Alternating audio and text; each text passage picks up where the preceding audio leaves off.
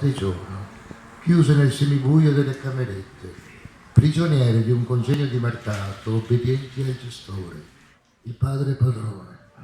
Le ragazze accarezzano la pelle del pagante con movimenti sapienti, con cortesia sorridono, sfiorano gli occhi del consumatore a intuirne il consenso, il grado di appagamento.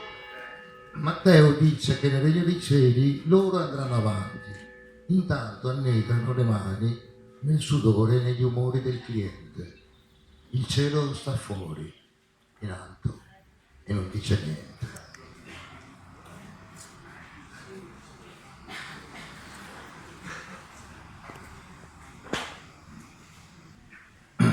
Pomodori.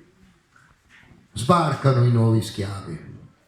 Vanno nei campi di Ragusa e Corigliano, Rosarno, Marsala, vanno a raccogliere pomodori, 40 gradi, 3 euro l'ora più mangeria.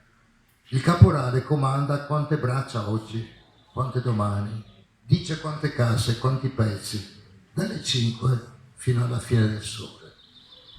Ogni tanto qualcuno muore, si parla di orrore, indagini, sindacati tutti indignati. Passa in fretta la cronaca della mattanza. Corrono veloci di mano in mano le casse di pomodori. Abdelghani, Secchina, Sari, nomi strani, lontani, corpi crollati. E dove non arriva il sole, arriva il fucile del padrone, se ci sono problemi con i tonni dannati per nascita all'inferno.